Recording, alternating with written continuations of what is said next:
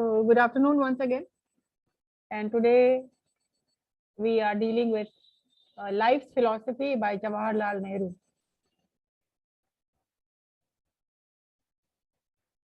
Life's Philosophy by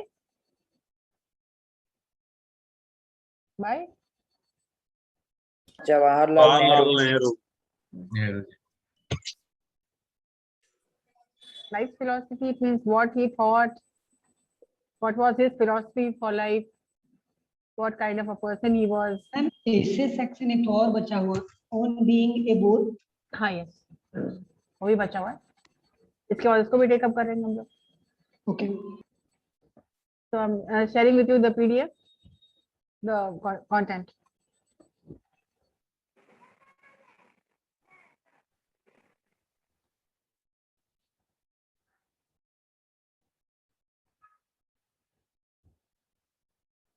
Life's Philosophy by Pandit Jawaharlal Nehru. Pandit Jawaharlal Nehru, he was the first Prime Minister of independent India. Was also the architect of modern India. Architect का मतलब तो आप जानते ही होंगे, ये जो नए निर्माण क्या था, न्यू इंडिया का, मॉडर्न इंडिया का. यस, बनाना.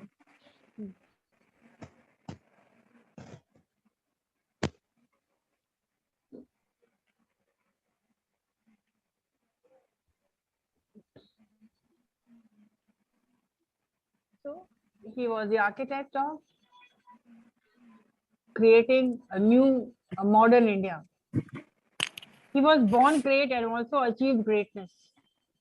मतलब he was born great का मतलब होता है he was born in a great family, in a family which is known to be a great family, and achieved greatness by his vision. और अब अपनी उस सोच से वो महान बने, ग्रेट बने.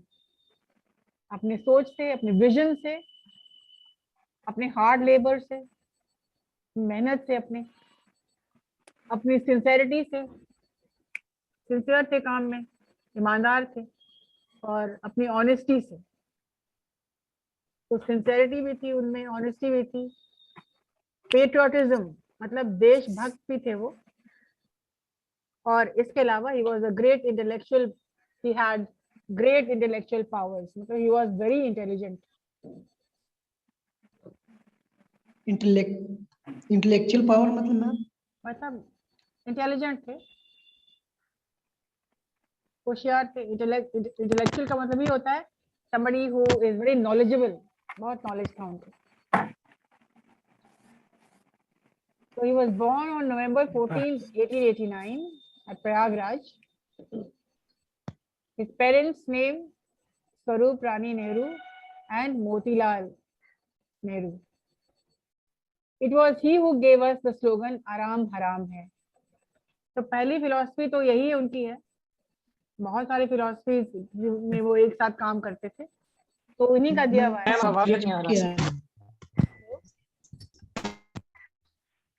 हमारी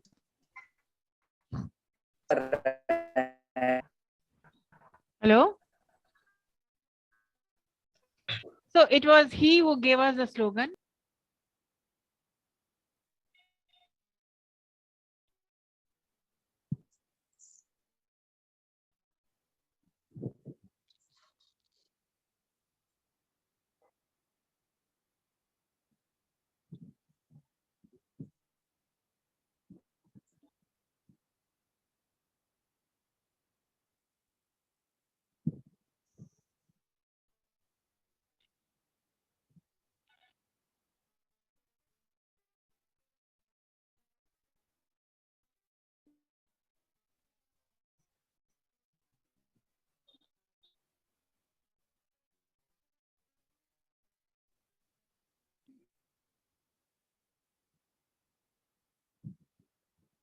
Yeah. So it was he, उन्होंने स्लोगन दिया था आराम हराम है, which means he was against laziness. और वो उन्होंने कहा था आराम हराम है, which आपको समझ में आए क्या इसका मतलब क्या होता है? He was always full of optimism, मतलब वो हमेशा ब्राइट सोचते थे, ऑप्टिमिस्टिक सोचते थे कि कुछ जो होगा अच्छा होगा, पॉजिटिव सोचने वाले, नेगेटिव नहीं सोचते थे। ऑप्टिमिज्म था उनमें, ऑप्टिमिस्टिक सोच थी उनकी। Vitality, vigour, enthusiasm and activity.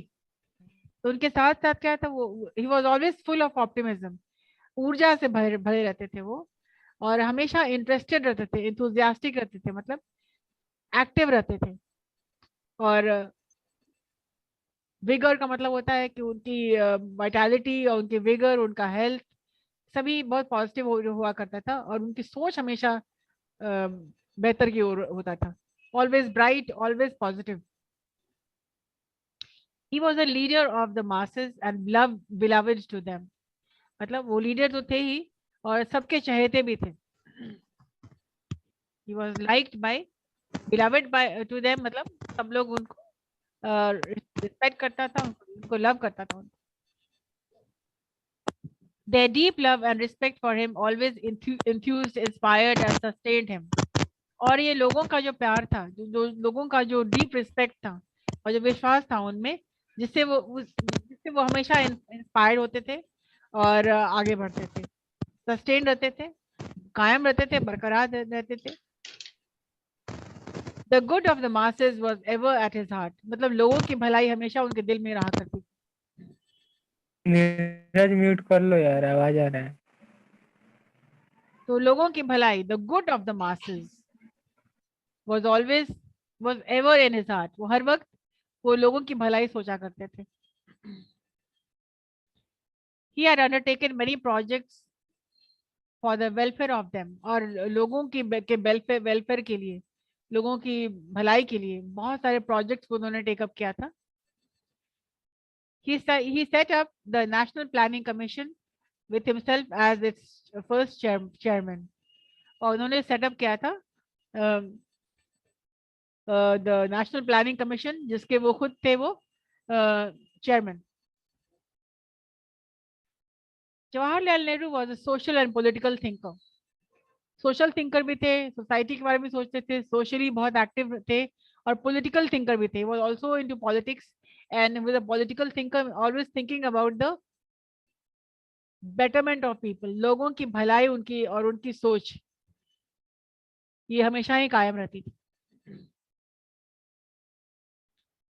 Nehru came to symbolize India, मतलब नेहरू एक ऐसा नाम था जो कि इंडिया को सिंबलाइज कर, सिंबल बन गया था इंडिया के लिए। और जब उनका देहांत हुआ, जब उनका डेथ हुआ, on the day of his death, the mother of Pondicherry, जो गुरु माँ पौंडीचेरी की हैं, उन्होंने कहा था, Nehru leaves his body but his soul is one with the soul of India that lives for eternity. तो उन्होंने कहा था, नेहरू तो सिर्फ अपने शरीर से अपने गए हैं, Nehru has only left his body, और उनका हार्ट तो इंडिया है, और वो अपना सोल अपना इंडिया में छोड़ के गए हैं वो।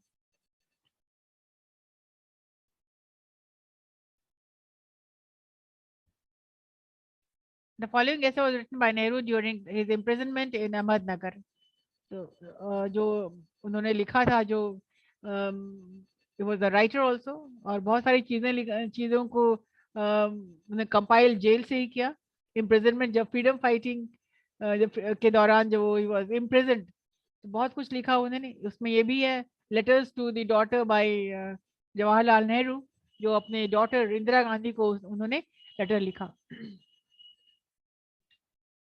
in 1942 to 1945 and forms part of his book The Discovery of India। तो जो किताब उन्होंने लिखी द डिस्कवरी ऑफ इंडिया, वो स्टार्ट किया उन्होंने जेल से ही। As he speaks of his own philosophy, Nehru अपने लाइफ की फिलोसफी के बारे में कहते हैं, no one can sense that Nehru is impatient with all forms of religion। और ये कोई नहीं जानता है कि नेहरू को कोई मतलब नहीं था रिलीजन से, चाहे तुम किसी को भी के भी रिलीजन के हो, रिलीजन उनके वोकैबुलरी में ही नहीं था, उनके बिलीफ में नहीं था, और कोई उनको मतलब नहीं था किसी रिलीजन से। हेलो, फिलोसफी में क्या होता है? Life philosophy? लाइफ का फिलॉसफी, जिंदगी में क्या वो सोचते थे, क्या उनका, किस आधार पे वो चलते थे। फिलॉसफी का मतलब वही होता है, जिंदगी का एक जीने का एक आधार, एक संकल्प कोई कर लेता है, मेरा ये उनका फिलॉसफी है। दिनचर्या। हाँ, फिलॉसफी का मतलब होता है उनकी सोच। इम्पोर्टेंट में IMP इम्पोर्टेंट। इम्पेशेंट, मैं पढ़ रही हूँ ना, आपको समझा देते हैं। तो वो इम्पेशेंट हुआ हो जाते थे जब लोग रिलीजन के बारे में बात करता था। तो उनको कोई मतलब, इसलिए कि उनको कोई मतलब नहीं था रिलीजन से। You can be of any religion, कोई मतलब नहीं है।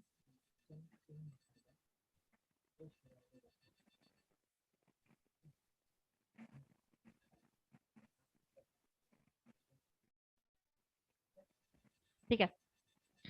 सो रिलीजन उनके मतलब का नहीं था, और वो हो जाते थे इम्पेशेंट। उनको धैर्य नहीं था कि कोई किसी रिलीजन के बारे में कोई बात करे, तो मुद्दा ही इनके इनसे बर्दाश्त नहीं होता था। He was not interested in religion. ठीक है। फिलोसफी, मेटाफिजिक्स, मेटाफिजिक्स क्या होता है? ये सब फिलोसफी से कोई किसी और अपनी फिलोसफी पे वो काम करते थे, और उनको कोई मतलब नहीं था। बाकी जैसे रिलीजन हो गया, जैसे कि साधु संत के बारे में जो लोग भागते हैं, जो मेडिटेशन होता है, लोग तो दुनिया को खोजने के लिए निकलते हैं, भगवान को खोज के लिए निकलते हैं, ये सबसे उनको कोई मतलब लेना देना कुछ था नहीं।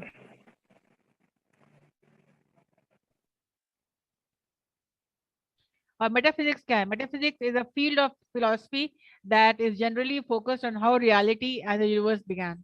और मेटाफिजिक्स क्या है? दुनिया कैसे बनी, दुनिया कैसे बनी इससे कोई मतलब नहीं था उनको। दुनिया में करना क्या, इससे ये मतलब था। दुनिया में लोग हैं, लोगों का प्रॉब्लम सॉल्व करना था, उनसे ये मतलब था।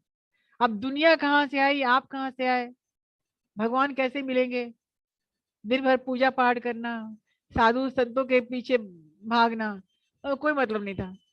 उनका मतलब था दुनिया में क्या हो रहा है, दुनिया के लोगों में क्या प्रॉब्लम है, उन प्रॉब्लम को सॉल्व करना। उनको साइंस से ही मतलब बहुत था, साइंस यूज करते थे लोगों के प्रॉब्लम सॉल्व करने के लिए। तो he use science to solve problems of people.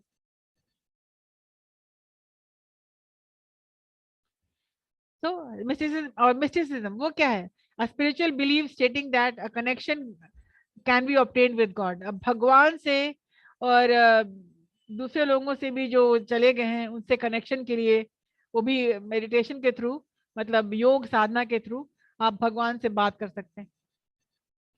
तो ये सबसे वो कोई मतलब नहीं था, कि मतलब था कि भाई जो सामने है उनसे बात कीजिए, लोगों को देखिए, लोगों को समझिए, और लोगों को और बेहतर बनाइए, लोगों के प्रॉब्लम सॉल्व करिए। और मिस्टिसिज्म से कोई मतलब नहीं था। ये मिस्टिसिज्म समझिए ना क्या होता है? जैसे भगवान से बात कर सकते हैं, भगवान को पा सकते हैं, योग साधना करके आप बहुत कुछ ऊपर जा सकते हैं। तो ऊपर कहाँ जाना है? जब यहाँ के लोगों को समझे नहीं तो ऊपर जाके क्या करना, ऊपर उधर की बात क्या समझना है? जब इस दुनिया को नहीं समझे, जिस दुनिया में रह रहे हैं उसको नहीं समझे, बगल अगल में क्या हो रहा है वो नहीं जान रहे, और चले हैं और जो लोग चलते हैं कि चलो दूसरी दुनिया में पहुंचने की सोच, तो उनसे नेहरू को कोई मतलब था नहीं। उनको लगता है सिंपली वेस्ट ऑफ टाइम है ये सब। ठीक है। An example of mysticism is believing that a direct connection can be made with God through sitting and thinking। मतलब साधना में बैठ के आप भगवान से कनेक्शन कर सकते हैं। तो भगवान तो नहीं दिख ही नहीं रहे, जो दिख रहे हैं उनसे तो कनेक्शन बनाइए पहले। तो उनकी सोच बहुत ही मॉडर्न थी, और जिससे ये कहीं पे अच्छा लगता है कि दूसरी दुनिया का कहाँ जाएंगे, पहले इस दुनिया की तो प्रॉब्लम सॉल्व कर रहे हैं। And spirituality that are primarily concerned with the existence of other worlds beyond this one। तो इस दुनिया से भी अलग एक दुनिया है, उसकी खोज करना, उसके लिए विचार करना, उसके लिए ध्यान में बैठ जाना, और दिन भर बैठ के योगा करना, मेडिटेट करना, साधना करना। तो ठीक है, वो भी दुनिया जिनके लिए वो ठीक है, लेकिन इस दुनिया में रह करके तो दुनिया की सोचो, दुनिया के लोगों की सोचो। उनका ये सोच था, उनका ये फिलॉसफी था. He has little sympathy with people who are absorbed in finding an answer to the riddle of universe. और ऐसे लोगों को के लिए उनके पास कोई सिंपत्ति नहीं था, उनसे कोई लेना देना नहीं हुआ करता था, जो कि दूसरी दुनिया, ये पहेली बनी हुई है दूसरी दुनिया, उसको इस पहेली को जानने के लिए वो दिन रात जो एक किए हुए हैं, ऐसे लोगों से नेहरू को कोई मतलब था नहीं, कोई सिंपत्ति नहीं था. इसलिए ये सब करने से लोग अपना कर्तव्य से भाग रहे हैं, कर्तव्य से दूर हो रहे हैं. जैसे बहुत लोग अपने घर छोड़ करके साधु बन जा रहे हैं, अपना प्रॉब्लम नहीं देख रहे हैं, कहीं जाके पुजारी बन गए हैं, कहीं वेलूर मठ पे चले गए हैं. तो अपनी जिम्मेवारियों से भागते हैं लोग. ऐसे लोगों से नेहरू को कोई कोई सिंपत्ति नहीं, उनके लिए कोई करुणा, कोई दया नहीं. तो ये सब नेहरू का फिलॉसफी है जो कि आप देख रहे हैं. कुछ लोग में भिखारी बन जाता है। हाँ, मतलब कि कुछ हो गया, कौन जहमत उठाए घर परिवार का, छोड़ो चल देते हैं यहाँ से. मैम चल, उसके कारण तो रामदेव बाबा लूट जाएंगे उस स्थिति में उनके फिलोसफी से। चलिए आप किसी का नाम मत लीजिए, आप यूट्यूब पे आप आएंगे तो फिर प्रॉब्लम में पड़ सकते हैं. ठीक है, चलिए.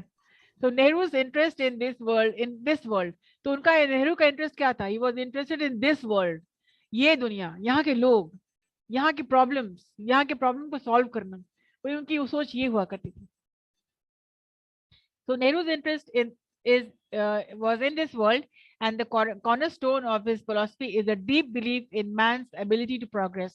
और उनका जो सेंटर पॉइंट था, जो बिल्कुल जो सेंटर, जो उनके सोच का जो कॉर्नर स्टोन, मतलब कि बिल्कुल जो जिस चीज से वो अडिग रहे हमेशा, वो ये कि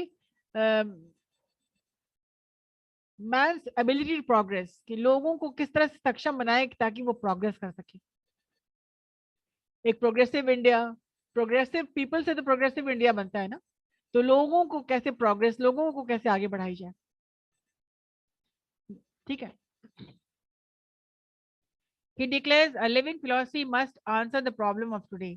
और बोले कि लिविंग फिलोसफी यही है, उनका लिविंग फिलोसफी नेहरू जी का था यही, कि solving the answering the problems of today, solving the problems of today.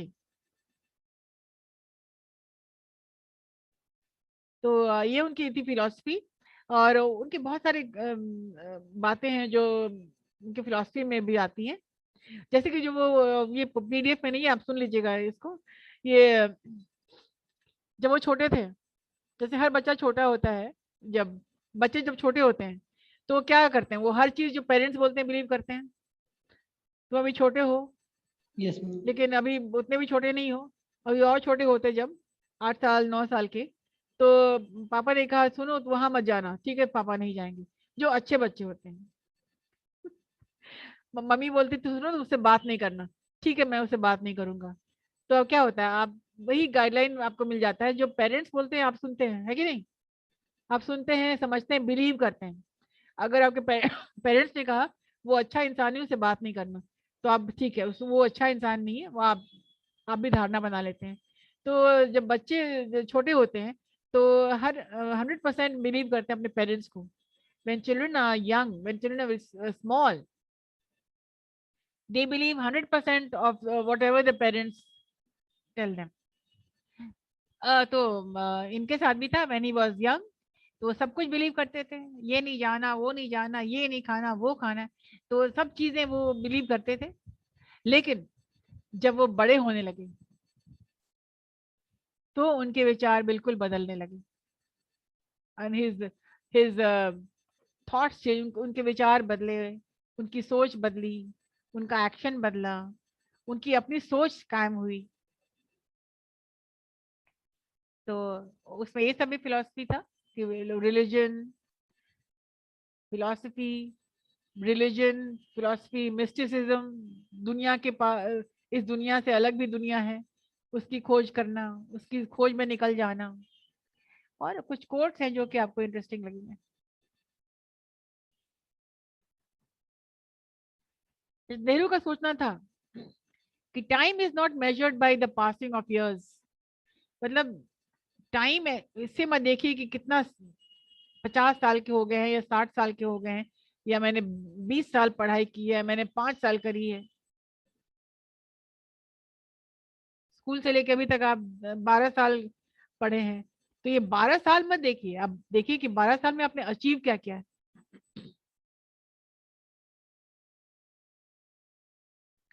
Time is not measured by the passing of years. गुजरते हुए साल को आप गिनिए मत कि मैंने इतना दिन बिताए हैं, but by what one does, आपने किया क्या है, एंड व्हाट वन फील्स, आपने फील क्या किया है, और आपने अचीव क्या किया, आपने हासिल क्या किया। आप ये मत गिनिए कि लॉकडाउन में मैं इतने दिनों से, मैं इतने महीनों से मैं घर में बैठा हूँ। तो इतने दिन और इतने मंथ्स काउंट मत कीजिए। आपने किया क्या है, आपने सोचा क्या है, और आपने हासिल क्या किया, वो देखिए आप। और भी बहुत सारे कोट्स हैं जो आप देखेंगे, जवाहरलाल नेहरू के भरे पड़े हुए उनकी फिलोसफी, उनके quotes.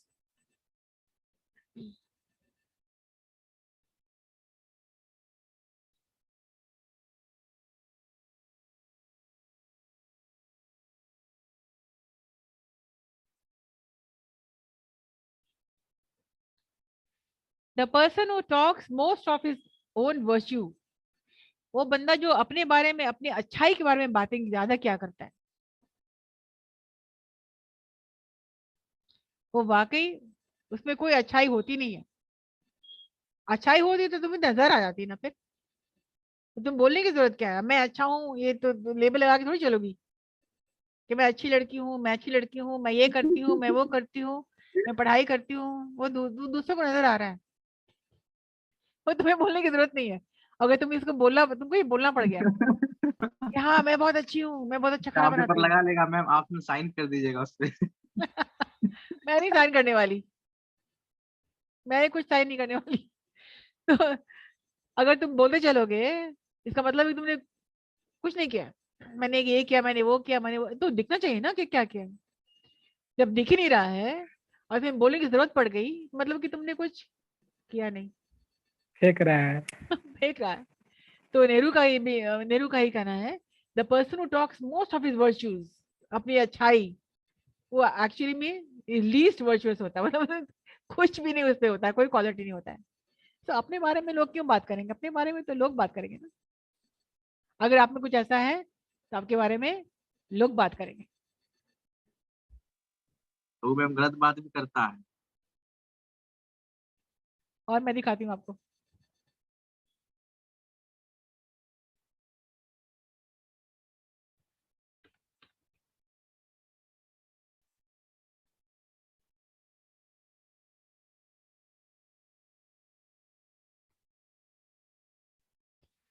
Without peace all other dreams vanish, मतलब पीस नहीं है तो कुछ नहीं है।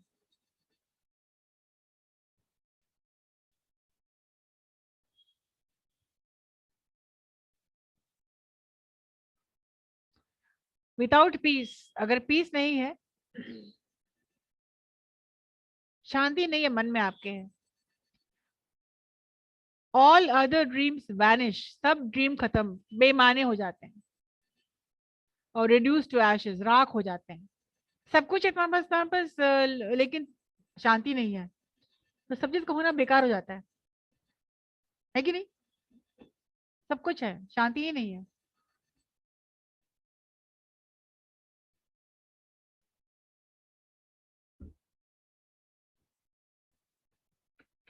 Do you agree? Yes yes ma'am. Yes ma'am. Without peace all other dreams vanish, vanish का मतलब होता है गायब हो जाता है, बेकार है। बेकार है। तो सोने के पलंग पर भी किसी राजा को नींद नहीं आती है, और कहीं टेंशन रहेगा। और कहीं झोपड़ी में ठंड में एक गरीब परिवार बिल्कुल चैन से सो रहे होते हैं, राइट।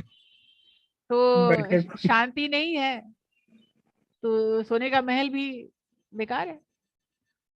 शांति है तो नींद कहीं भी आ सकती है, नींद तो दर्द के बिस्तर पर भी आ सकती है अगर शांति है तो ये था नेहरू का लाइफ फिलॉसफी। ये भी तो हो सकता है ना मैम कि राजा जो है वो दोपहर में सो लिया होगा, इसे रात में नींद नहीं आता होगा। कोई बात है, राजा को तो रात नींद आनी ही चाहिए, नहीं आ रही है तो कहीं कुछ गड़बड़ है। जैसे विष्णु को नहीं आता है। तो नेहरू की चीजें तो आप समझ गए। और देखिए आपको ना एक पावर पॉइंट प्रेजेंटेशन बनाना है और जिसमें आप नेहरू के बारे में आप स्लाइड्स बनाइए, लिखिए। लोगों ने एंजॉय भी किया है, आप यूट्यूब पे भी देखेंगे बैच 445 तो बहुत इसमें आगे बढ़ गए, प्रेजेंटेशन वगैरह बना रहे हैं, आप भी बनाइए, ठीक है। इंटरनेट आपको बहुत कुछ दे देगा और लाइफ का नेहरू का फिलॉसफी क्या है वो समझिए। समझ अगर गए हैं तो आप बोलिए, अदरवाइज तो रिपीट फिर से कर देंगे। आपके पास कंटेंट है ना इसका? या मैम है ना? ये नहीं है है? मैम, है है। तो मैम चलिए, नहीं है। ठीक है। जो जिनके पास नहीं है आप हमको मैसेज कर लीजिएगा, आपको मिल जाएगा। और ऐसा क्यों है कि अच्छा। किसी के पास है किसी के पास नहीं है? मैम एक बार और ग्रुप में एक भेज और सेंड कर दीजिएगा, दीजिएगा किसी के पास ट्विटर नहीं पर। होगा तो। कोई लेट ज्वाइन किया था मैम।